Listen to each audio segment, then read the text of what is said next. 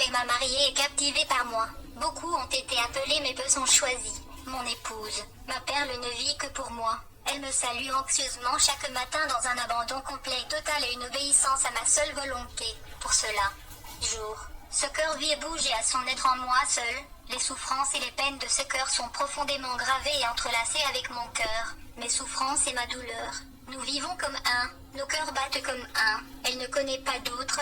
Sa vie est l'adoration de moi. Ce cher ne descend plus dans le monde, cherchant à satisfaire les aspirations et les désirs superficiels avec les mensonges et l'amour fin du traître, son ennemi. Celui-ci me connaît intimement, connaît donc l'amour véritable, durable et parfait et ne se contentera de rien d'autre.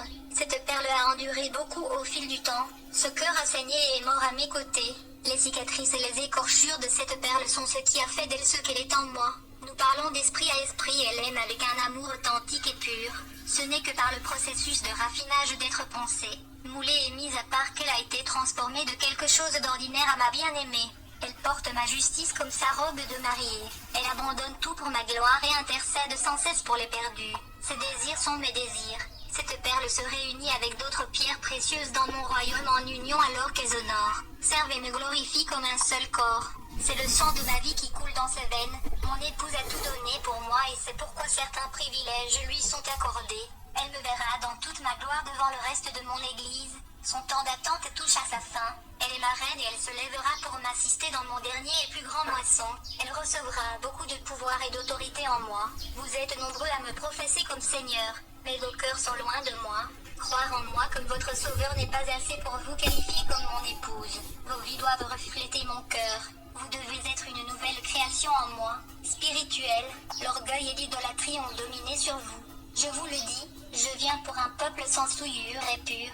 Avez-vous permis à mon Saint-Esprit d'effacer complètement chaque parcelle de vous-même en vous? Est-ce que chaque pensée et chaque action mesurée est testée par rapport à mon Saint-Esprit comme votre guide? Avez-vous volontairement abandonné tous les leurres que ce monde a vous proposé? Que continuez-vous à permettre à vos yeux de voir et à vos oreilles d'entendre?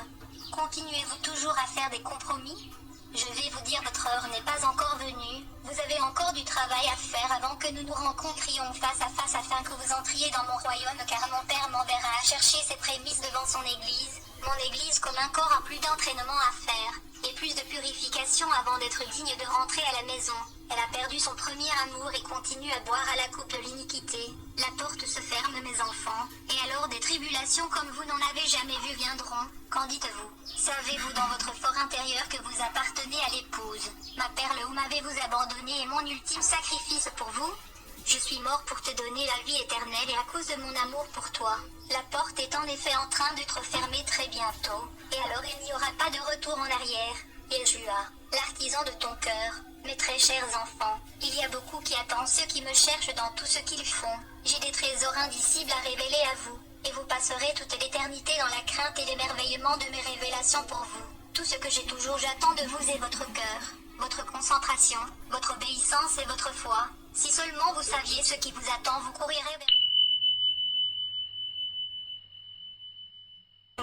Ma grâce pour les tièdes et complaisants touche à sa fin, ma justice brillera comme le soleil, et j'accomplirai tout ce qui est promis dans mon sainte parole. Il ne te reste peut-être qu'aujourd'hui. Feras-tu finalement le choix de tout m'abandonner? Ou vas-tu rester pour affronter des tribulations comme ce monde n'en a jamais connu? Le choix reste toujours le vôtre. Je vous en supplie, voici. Je vous révèle un mystère. J'ai préparé une œuvre dans mes élus qui n'a pas été faite depuis le début. Lisez ma parole concernant mon premier homme Adam. Ce qui a été fait au commencement sera de nouveau ainsi dans vos mes enfants, mon épouse. Je me glorifierai en vous, dans vos vases vidés et soumis. Depuis le jardin, l'homme n'a jamais opéré un avec son Créateur. Mais je vous le dis maintenant, il en sera ainsi une fois de plus. Sachez que cela a commencé. Je déverse mon esprit sur tous ceux qui me cherchent, et je me réaligne aux profondeurs même de votre être. Votre vrai moi, ma conception pure, l'image du seul vrai Dieu en vous. Méditez sur l'incroyable bénédiction qui vous est accordée en ce moment. Vous fonctionnerez comme un avec moi, votre Créateur. Nous bougerons et nous penserons et parlerons comme un seul, comme il était prévu depuis le début. Vous ne parlerez que d'amour, et ceux qui vous rencontrent ne connaîtront que la paix, la lumière et la justice d'en haut. Les écluses du ciel sont ouvertes pour vous et vos prières sont comptées, chacune, et sont exaucées ce jour. Le voile se lève et votre compréhension sera grandement amplifiée. Venez chaque jour au pied de ma croix et je te couvrirai de sagesse et la connaissance d'en haut. Élevez-vous au-dessus de vos circonstances actuelles ici et passez autant de temps maintenant que tu désires dans le royaume de mon cœur. Plus tu es intime avec moi, mieux je suis capable de vous équiper et vous préparer pour les grandes tromperies qui sont sur la terre. Vous seul qui vous tenez sur le sol solide de ma parole aura une paix complète lorsque le reste du monde sera sévèrement testé. Beaucoup de mal est planifié contre vous mais cela ne peut prévaloir. Continuez à laver vos vêtements dans le sang de mon sacrifice, et je continuerai à verser sur vous mon eau vive et mon huile d'onction. Vous êtes entrés dans des temps extrêmement turbulents mes enfants, mais vous ne marchez pas seuls. Je suis votre espérance bénie, et à travers mon séjour dans vos cœurs, nous sortirons beaucoup des ténèbres.